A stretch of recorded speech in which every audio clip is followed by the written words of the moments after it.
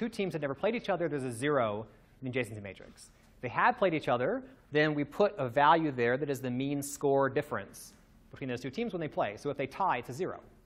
But that's a problem. If they didn't play, it's a 0. If they played and they tied, it's a 0. So a 0 now means two things.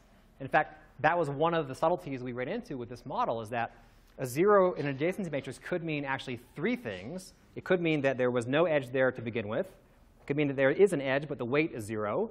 Or it could mean that we haven't looked yet. We don't know if there's an edge or not. And so in this framework, we can model all three of those things compactly, which is nice. So in this case, if the 0 doesn't exist, there was no edge there at all, that's the stochastic block model. If there's an edge but it has a weight 0, that's captured by this part of the model. And then if we don't know if there's an edge or not, we just drop those terms from the sum completely. OK. So when we apply the regular stochastic block model, so remember there's this alpha parameter that mixes between the two. That tells us how much we care about existence versus weight. So let's just throw out the weight model completely for now and just think about existence. If we do that, we recover the natural partition of these teams into their subdivisions exactly.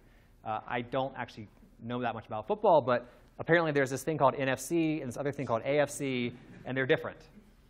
And also, some parts of the AFC don't play some parts of the NFC, and some parts of the NFC don't play some parts of the AFC, et cetera. So these diagonal terms which are missing here, that corresponds to these empty blocks in the mixing matrix. The value of the element in this matrix corresponds to the average score difference. So you can see that those colors are sort of mixed across these different blocks. But that's because we ignored that data. We only looked at who played whom. We ignored the weights. All right, so now let's flip this to alpha equals 0 and see what the weight side of the model gives us. It gives us something completely different, which is interesting. I'll come back to that in a moment.